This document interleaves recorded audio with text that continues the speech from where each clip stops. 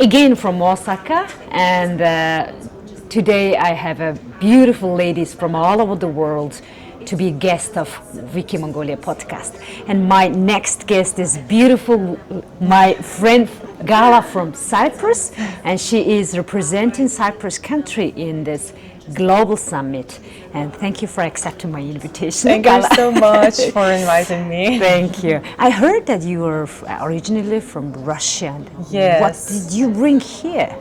Oh wow, it's been a long journey and a very interesting one. So I'm originally from the north of Russia, from a very, very tiny town.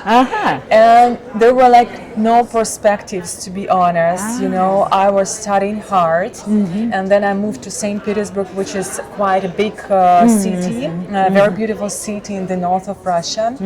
And then I received my education, a very good one in marketing and international relations. And I also won a grant to study in Denmark. Wow. To study the European Union studies. And after that, I pursued my career in marketing and advertising. And all of a sudden, I was like invited to become a head of marketing in an IT company. Wow. So I've been working in IT, in technology for about 10 years now, and also leading marketing teams and growing products. I was astonished with an idea that I can actually influence products, you know, in technology, because I bring insights from the market, from competitors, from our customers. I kind of, you know, get together the market and the business. And I was really, you know, surprised how I can bring impact. And and that's why I'm here. But I was previously I was mentoring at Women in Tech Russia, which is a huge community. Yes, Yeah, and it's been for 5 years on the market already. Yeah. So I was mentoring there, and when I relocated to Cyprus 3 years ago. And it's actually an IT hub.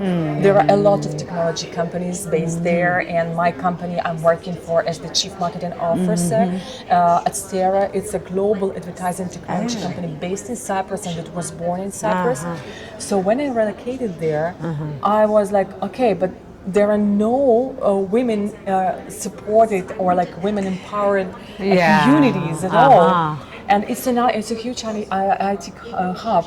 And that's why, the idea came to my mind that I should build together with Tatiana Romanuha. She is the general manager of Tech Island, a non-profit association connecting technology companies in Cyprus. So we together built Women in Tech Cyprus there. Wow. Yeah, and it's like quite a big and active community of women from all over the world based in Cyprus and working in technology companies. Yeah, I've heard many of my friends, they're originally in somewhere, like Ukraine, Russia, or other countries, and they are, is that the Cyprus ecosystem is good to move to there and working from there? Is there any benefits from the government? Yeah, that's right. I mean, the tax system is very favorable to businesses, and they are allocating people, and it's also possible to do that. And they have a new law that you can work for 4 or 5 years. I mean, having a work permit and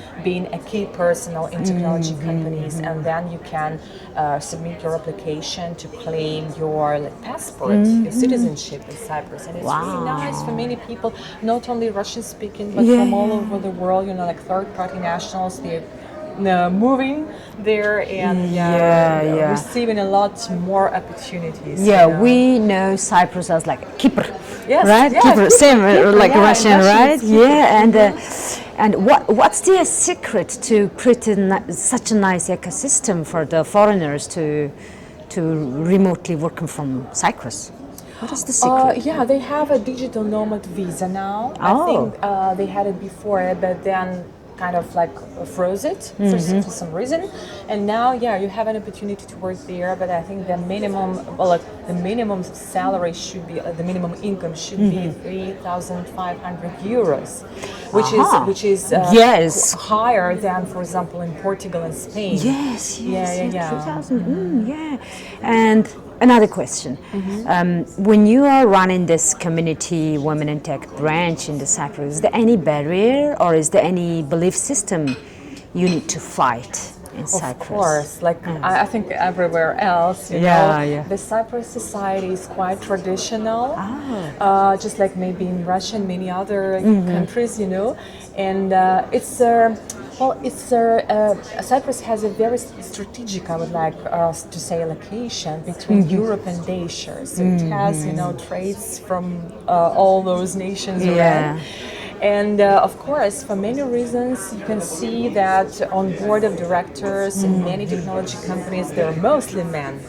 So the problem is still there, even though Cyprus is considered to be a European country, it's in the European Union, but there is still a problem, you know, for women to be fully represented in leadership, in technology.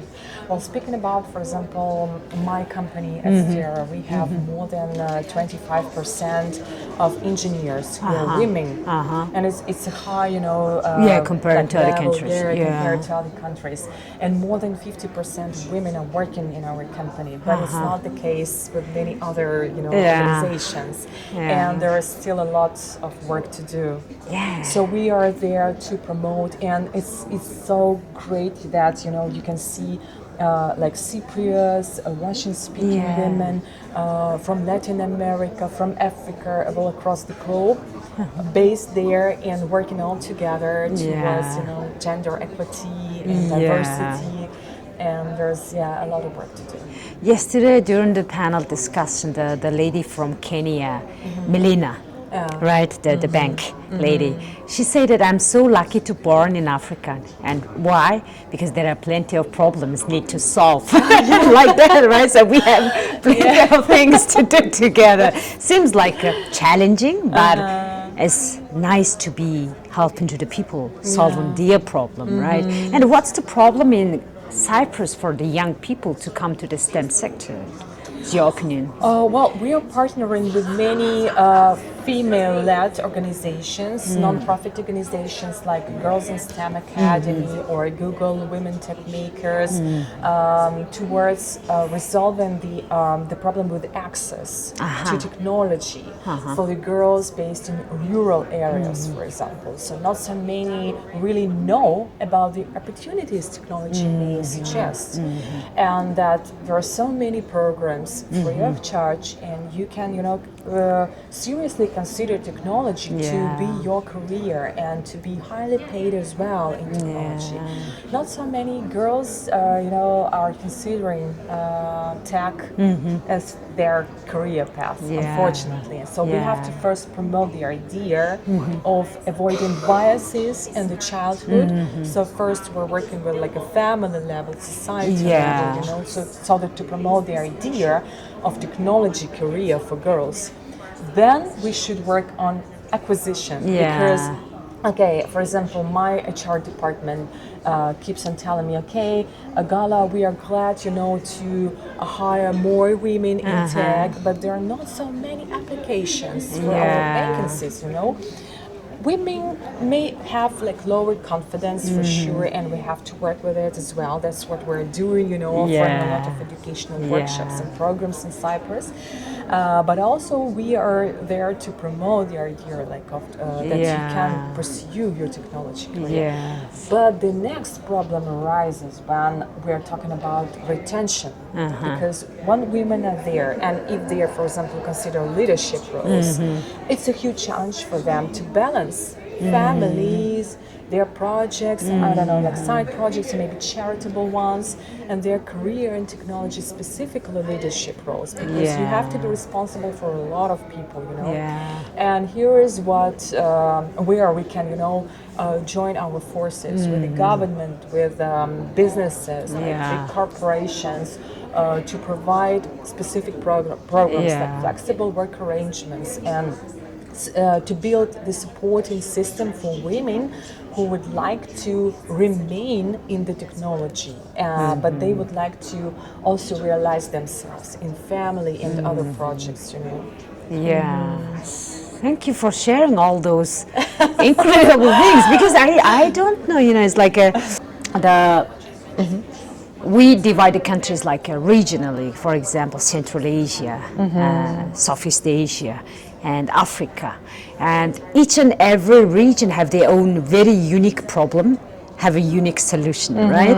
And now we are talking about country by country, right? Yes. In my imagination, Cyprus is the part of European Union, That's and it would be very supportive from the other communities like that.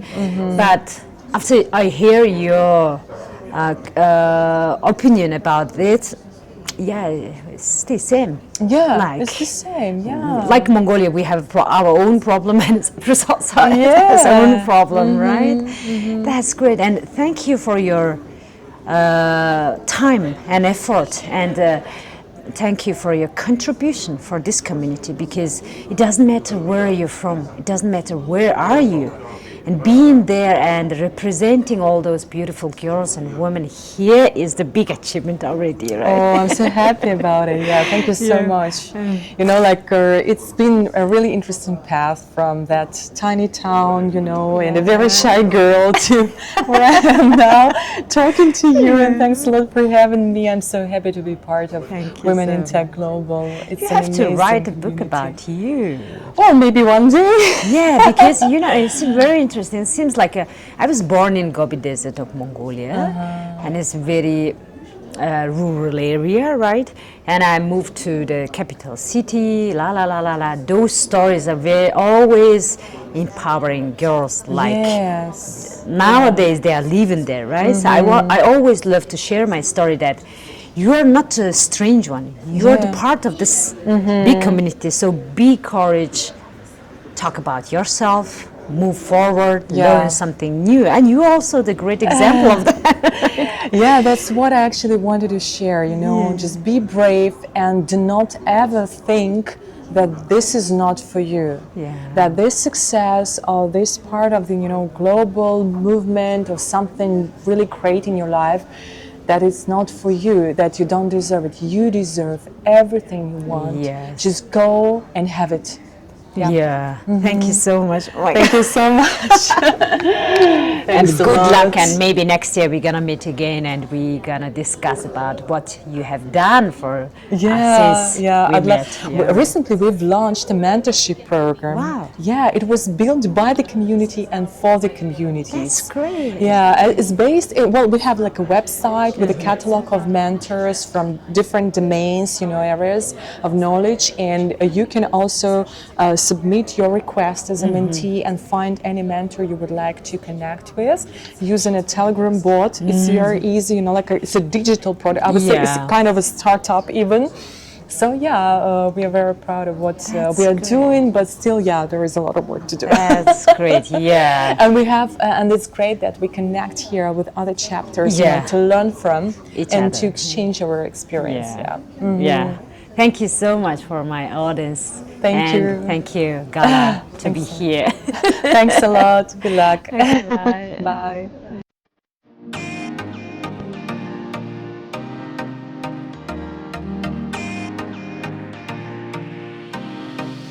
Сайн байцгаана уу?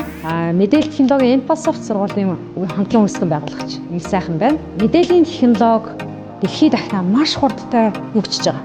Энэ маш их хурдтай хөгжиж байгаа хөгжлийг дэлхийд дахины хүний нөөц, Монгол улсын хүний нөөц гүйцэтгэх хэмжээнд ирсэн. За энэ бүхнийг бид боломж хэмээн харж одоо Монголын хүүхэд залуучуудад мэдээллийн технологиор суралцах, мэрэгших, олон улсад очиж ажиллах боломжийг нээж байгаа. 2023 онд бид Microsoft сургуулаа байгуулж хэмэл оюун ухаан, хибер аюулгүй байдал, програм хангамж гэсэн үндсэн 3 ангийг нээсэн.